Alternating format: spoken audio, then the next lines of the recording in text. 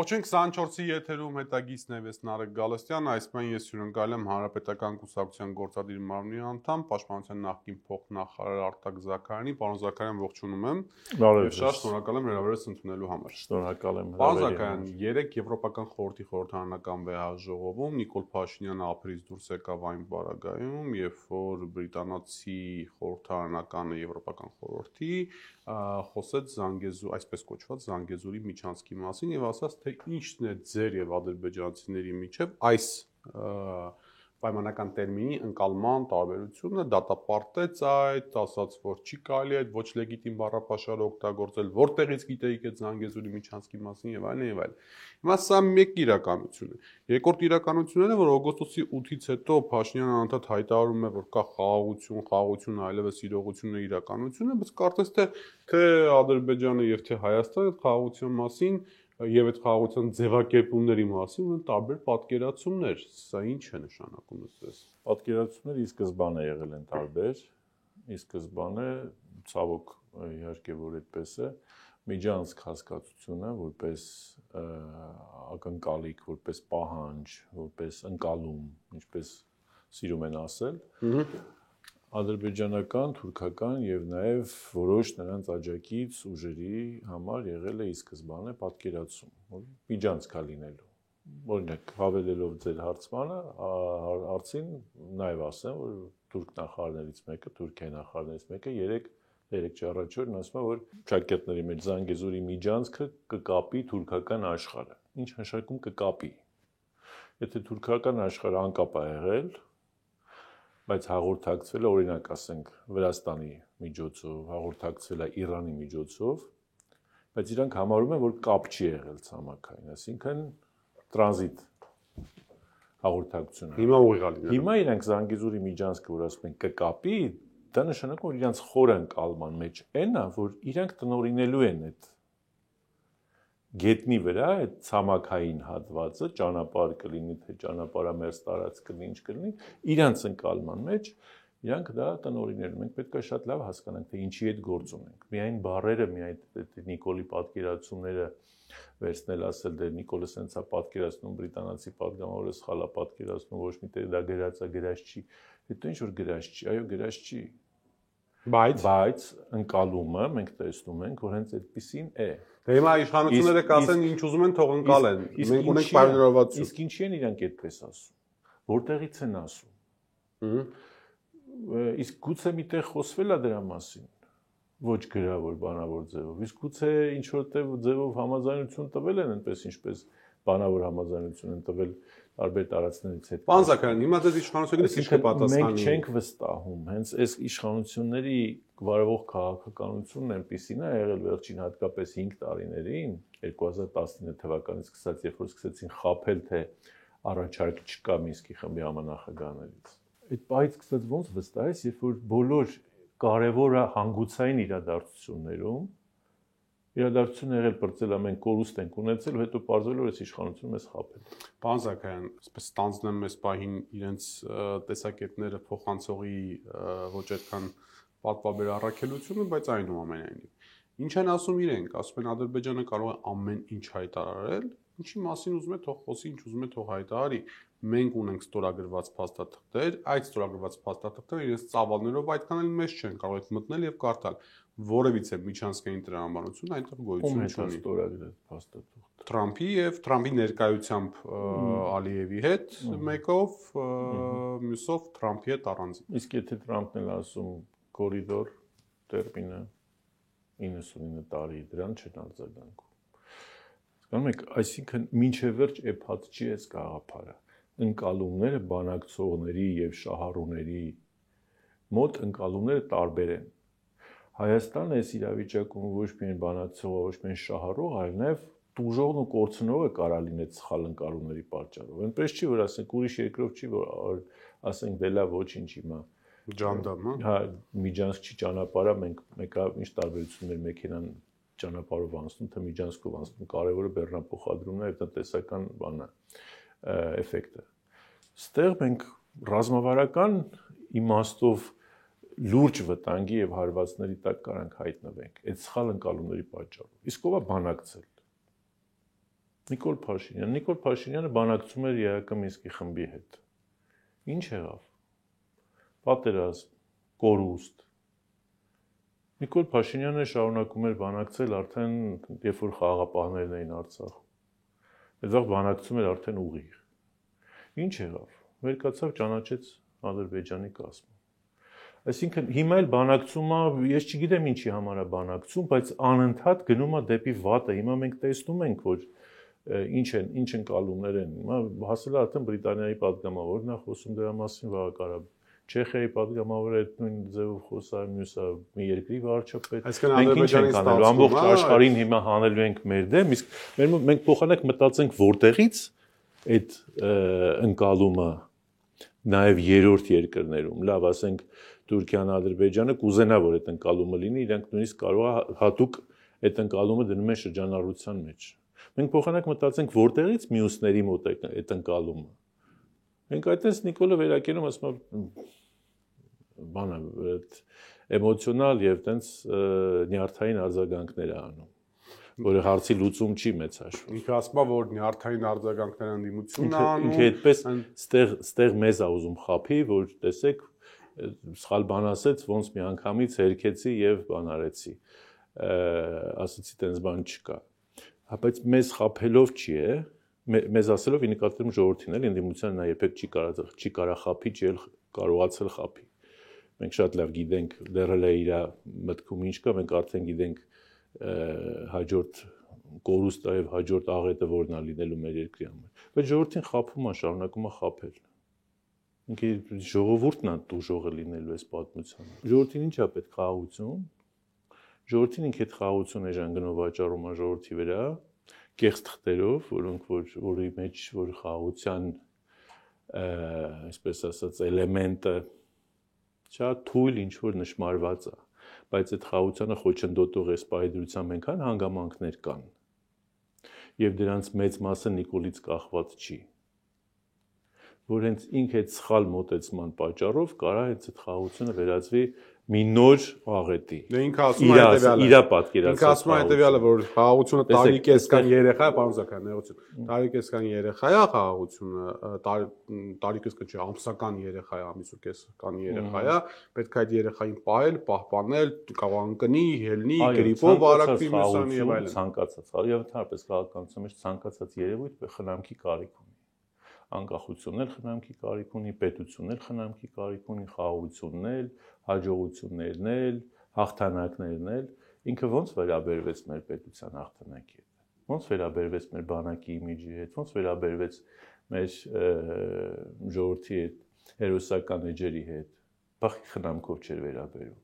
Որովհետև ասում խաղի սկզբանը տանուլ տրված է։ Ոչ, դա ինքը հիմա է ասում։ Հիմա հետևեք, լսեք իր ելույթը 19 թվականին Սարդարապատում, լսեք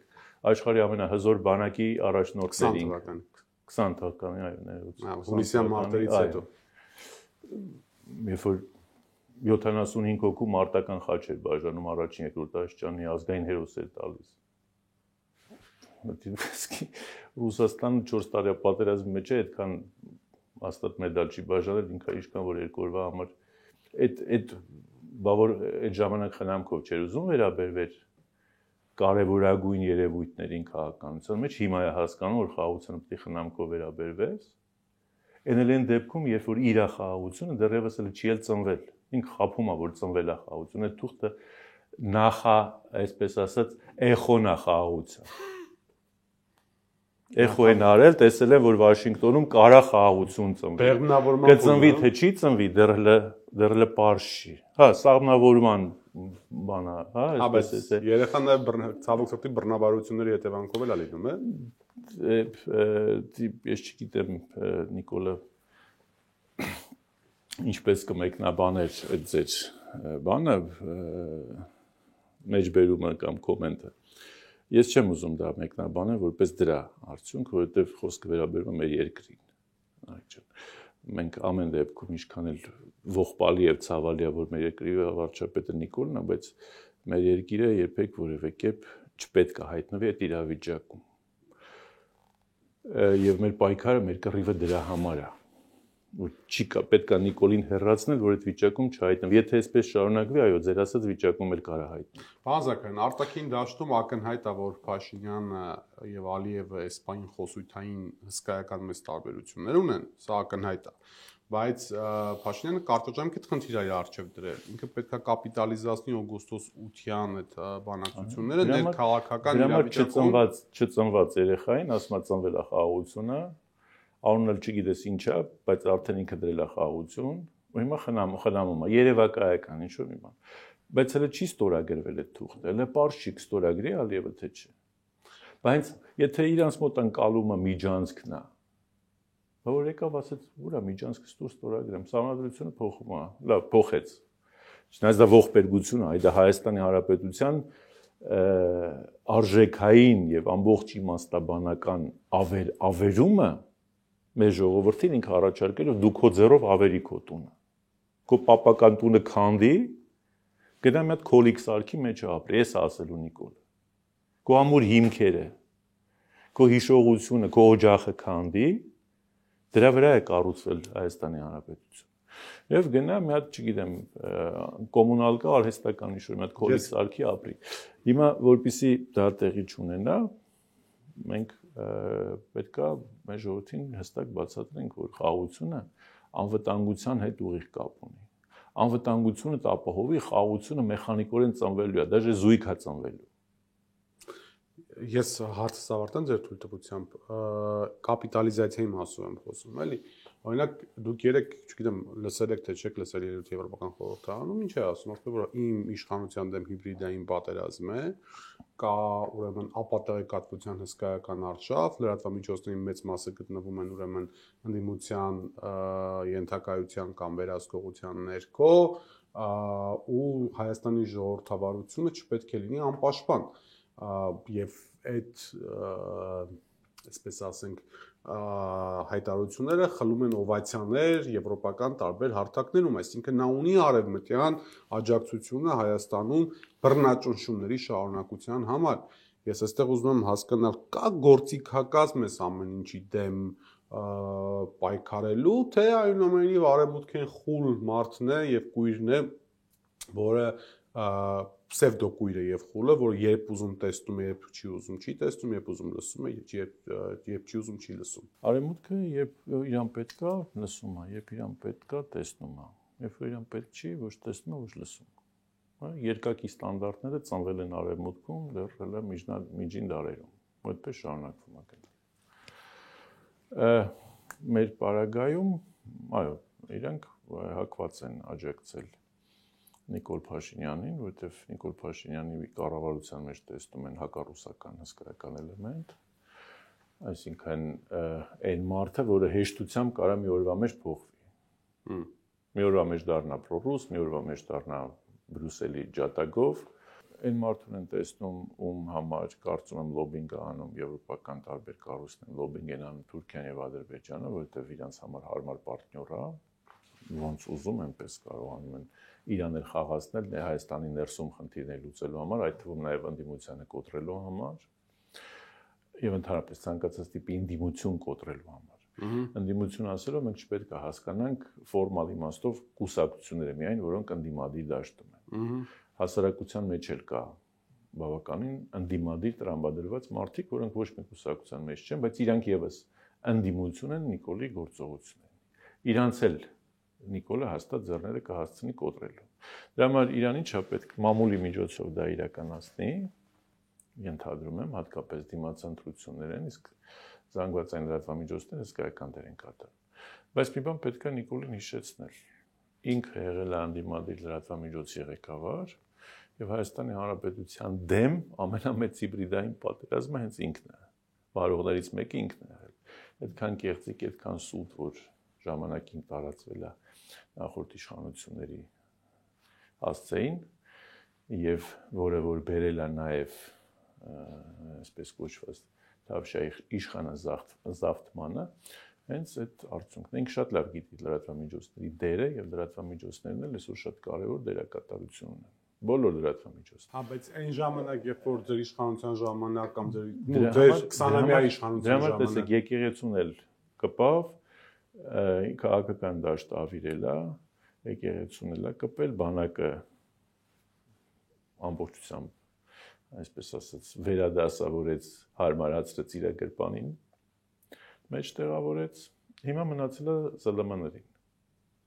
Բայց խնդրեմը ի՞նչն է, պարոն Զաքարյան, որ երբ որ ձեր իշխանության օրոք էին լրատվամիջոցներին կպնում, իսկ այդպիսի դեպքեր եղել են, ձեր իշխանությունը ասելով ի նկատի ունեմ միայն նախագահ Սերժ Սարգսյանի 10 տարիները, այլև գլոբալ առումով, որ հանրապետական իշխանությունը կոալիցիայի անդամ էր, ասենք 98 թվականից սկսյալ, հա, մոտավորապես։ Ապա արևմուտքը բավական կոշտ եւ ծանր էր տանում այդ ամեն ինչը, Ամեթ+-ի փակումից սկսենք, վերջանանք նույն Նիկոլ Փաշինյանի դեմ հարձակումներով, հայկական ժամանակի դիմաց իր մեքենան այրելով, այդ ամեն ինչը մենք հիշում ենք։ Եվ դրա դեմ միշտ կար Եվրոպական միության, Միացյալ Նահանգների դեսպանությունների հայտարարություններ, մյուսը եւ այլն եւ այլն։ Հիմա եթե դմանատիպ process տեղի ունեցավ, ու լրատվամիջոցների վրա հարձակում տեղի ունեցավ, հավաստիացնում եմ ձեզ, որ ոչ մեկ ոչինչ չի անելու այդ թեման։ Ես էլ ձեզ եմ հավաստիացնում, որ ոչ մեկ ոչինչ չի անելու, այո, որովհետև դեմոկրատիան կյանք ցույց տվեց, որ դեմոկրատիան իրանց պետք չի, դեմոկրատիան պետք է, որպեսզի այն իշխանությունները, որոնք իրանց, այսպես ասած, համար ընդունելի են, լոյալ են, իրանց պահեն իշխանության։ Դեմոկրատիան պետք է, որպեսզի այն իշխանությունները, որոնք իրանց հետ համակայլ չեն կամ համաձայն չեն, այդ իշխանություններին փոխեն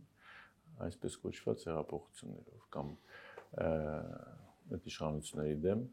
անդադ բողոքի ալիքներ գեներացնելով։ Սա է դեմոկրատիան, ինքը դեմոկրատիան լավագույն արժեքային մեխանիզմն է քաղաքական համակարգը կառավարելու, հասարակության բնականոն կյանքը կազմակերպելու համար։ Եվ իրավունքների տեսանկյունից, եւ հավասարակշռությունների տեսանկյունից, եւ զսպումների տեսանկյունից, եւ զարգացման տեսանկյունից։ Բայց դեմոկրատիան այսօրվա աշխարհում որպես գործիք է դիտվում։ Դու իմ ընկերն ես, ես դեմոկրատիայի միջոցով քեզ կօգնեմ ամեն ինչ կանեմ, եթե դու նույնիսկ դառնաս ավտոկրատ, ես կփակեմ աշկերտես եւ քեզ կհրճակեմ լավագույն դեմոկրատ, դու իմ ընկերը չես, դու դեմոկրատիան կաշխատացնեմ քո դեմ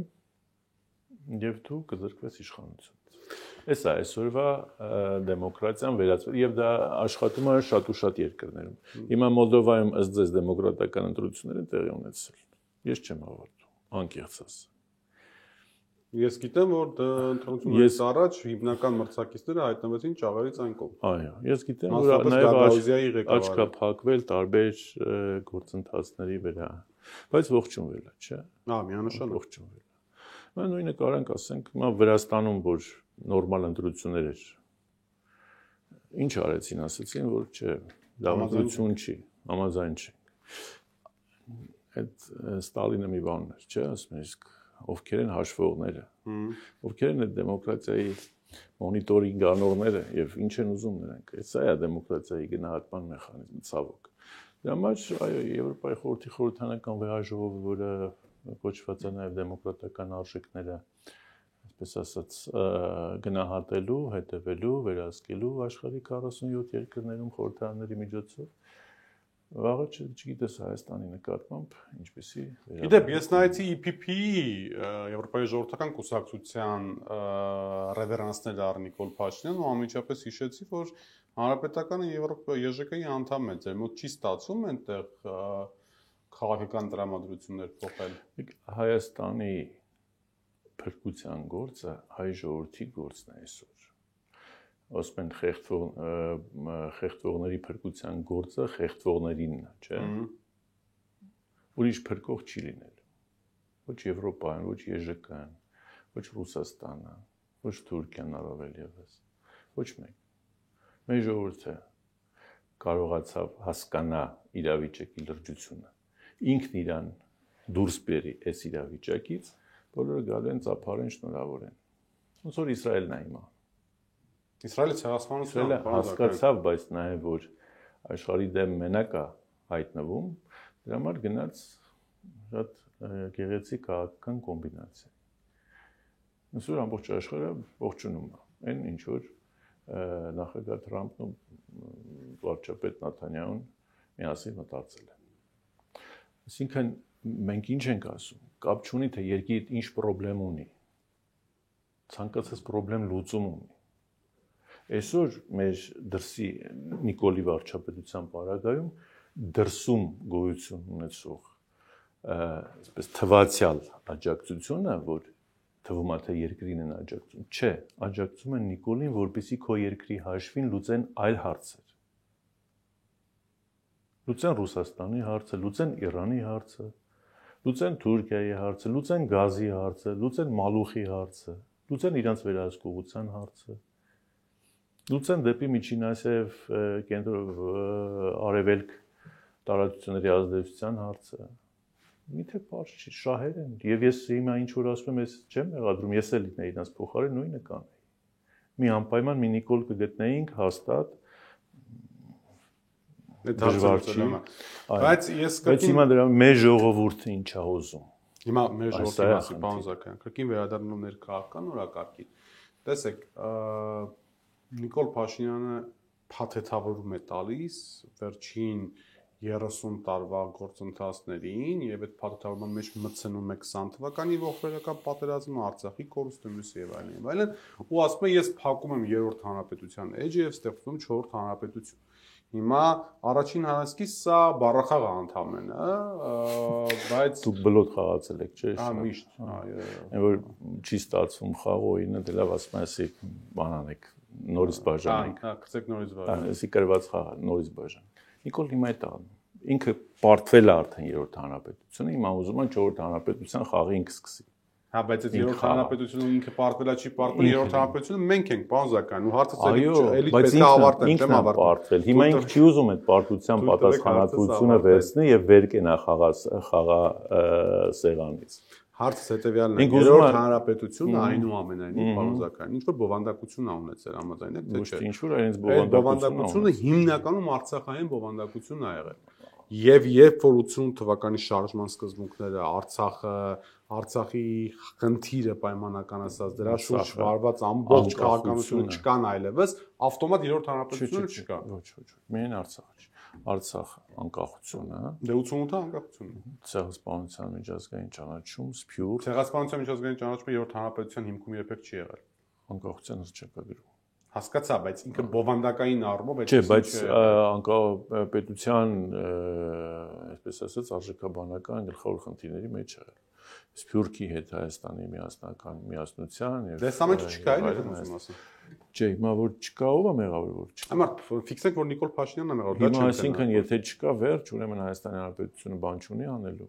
Պետք է նստել մոգոնել նոր բաներ։ Ուզում եմ ասել, որ ինքը կարողանալու է բացատրել հասարակության ինչ որ հատվածի, որ տեսեք, քանի որ այս ամեն ինչը չկա, պատճառները իհարկե ինքը կապ չունի մեղավոր չի։ Մենք ասում ենք կեղծ բացատրություններ են, հասարակություն թույլ մի տուր որ քեզ խափեն։ Այդ ամեն ինչը կա։ Այդ ամեն ինչը կա։ Եվ քաղաքականությունն էլ դրա համար չի, որ այսօր ինչ բան ավարտվեց, վերջ, ուրեմն բրծավ։ Ոչ, վաղը կարա այնքան շատ գեղեցիկ ձևով այդ ամբողջը պատտվի եւ լինելու էլ է հենց այդպես։ Ես չգիտեմ երբ, ինչի է այդ մոտ այդ լավատեսությունը։ Լավատեսություն չի, դա իրատեսություն է, դա քաղաքական գործընթացներն է, զարգացումներն են այդպես բերում։ Մենք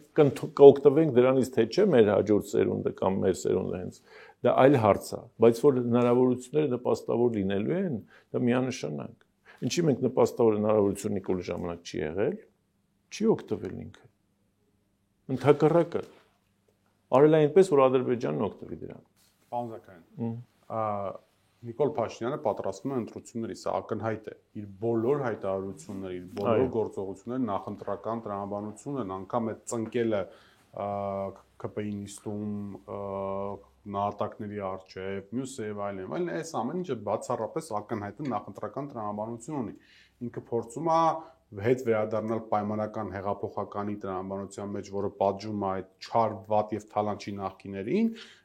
եւ դրա հետ միասին բերում է խաղաղություն։ Հիմա այս գործողությունների ընթացքը մի հատ նկարագրում, որ շատ հնարավոր է, որ տեղի ունենա։ Ուրեմն, հաշվի առնելով, որ Նիկոլ Փաշինյանին անհրաժեշտ է պահել իշխանության, ասենք օրինակ Թուրքիան ռևերանս է պայմանականանում, ասենք օրինակ բացում է Մարկարայի սահմանակետը, հա, սա շատ առարկայական դրսևորում է։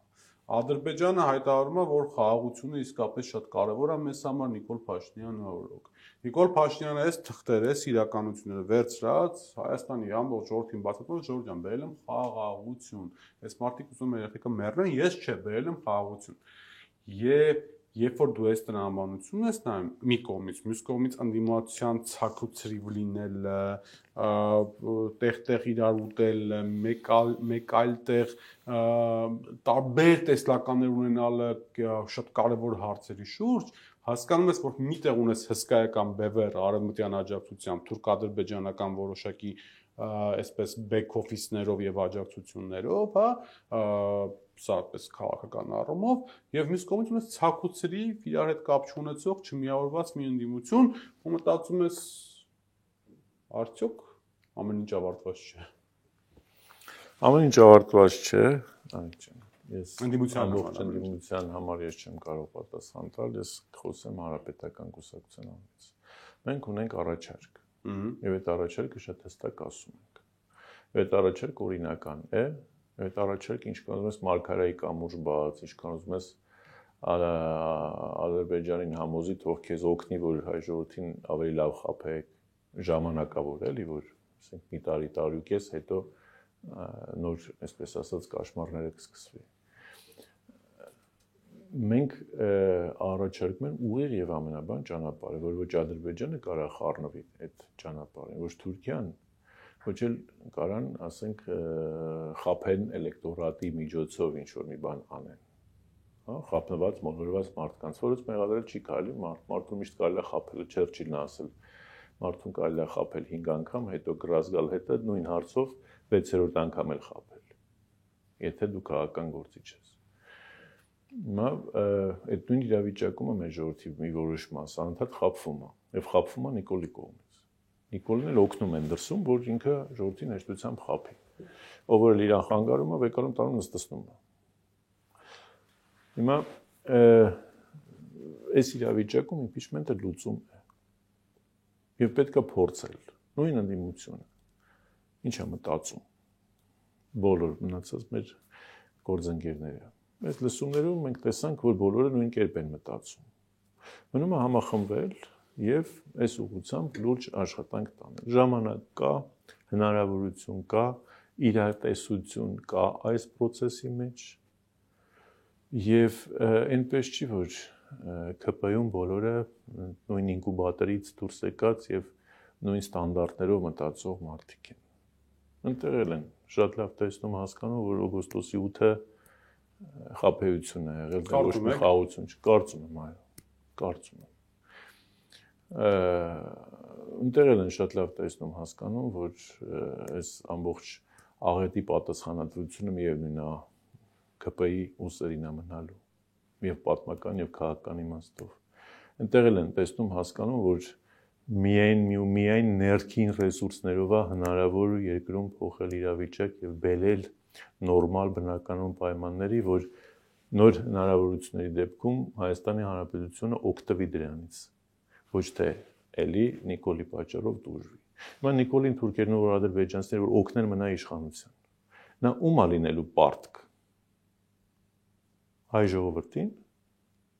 ընդդիմությանը,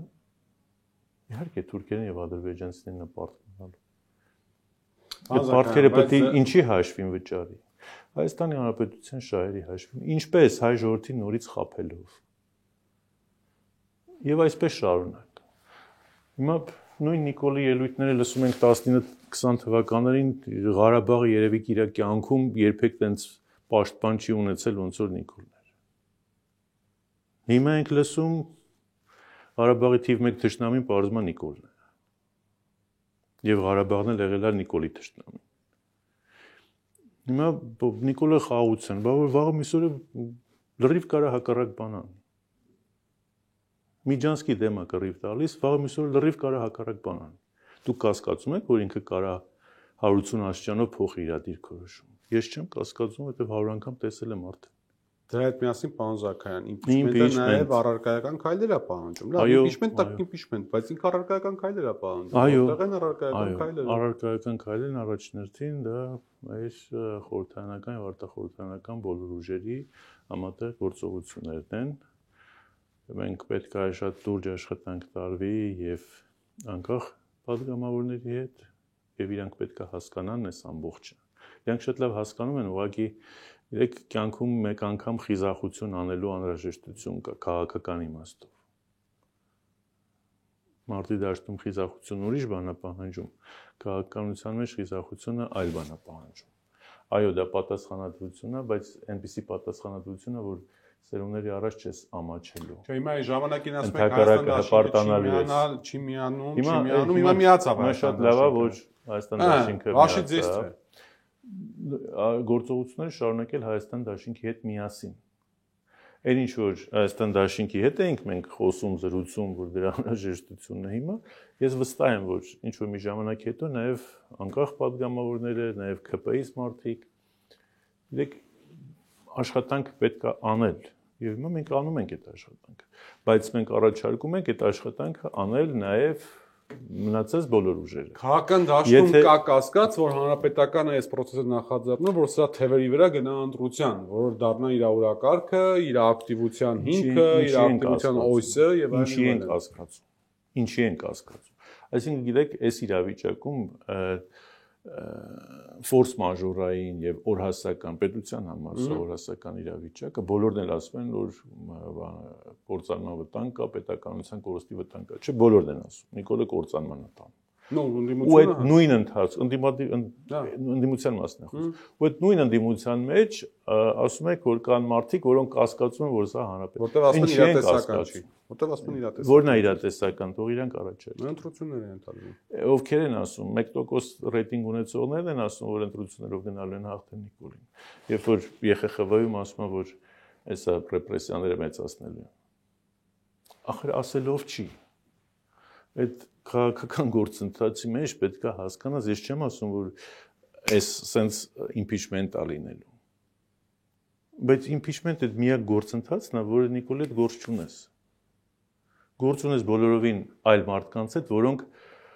որոնց մեջ հաստատ կգտնվեն 20 մարդ, որոնք հասկանում են իրավիճակի լրջությունը։ Հա, բայց առանց փողոցում մարդկանց ներկայության դա չի այդ թվում նաև փողոցի միջոցով, ով ասեց որ առանց փողոցի, բայց մինչև փողոցը պետք է այդ գործընթացը նախապատրաստել,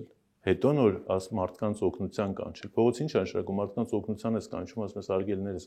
եկեք օգնեք, որպեսզի մենք այս մարդկանց համար էլ ստեղծենք նպաստավոր միջավայր, իրանք ասեն ճնշմանտակ գնացինք, քվեարկեցինք։ Ոնց որ ճնշմանտակ հանրապետական ֆրակցիայի падգամավորները գնացին քվեարկեցին Նիկոլ Փաշինյանի որոշ падգամավորներ որոշ այո որոշ падգամավորներ մյուսներն ճնշման չենթարկվեցին այո այդ մյուսները ճիշտ էին շնորհակալ եմ շնորհակալ հրավերս ընդունելու հետաքրքիր զրույցի համար իմ հյուրն էր հանրապետական կուսակցության գործադիր մարմնի անդամ պաշտպանության նախկին փոխնախարար Արտակ Զաքարյանը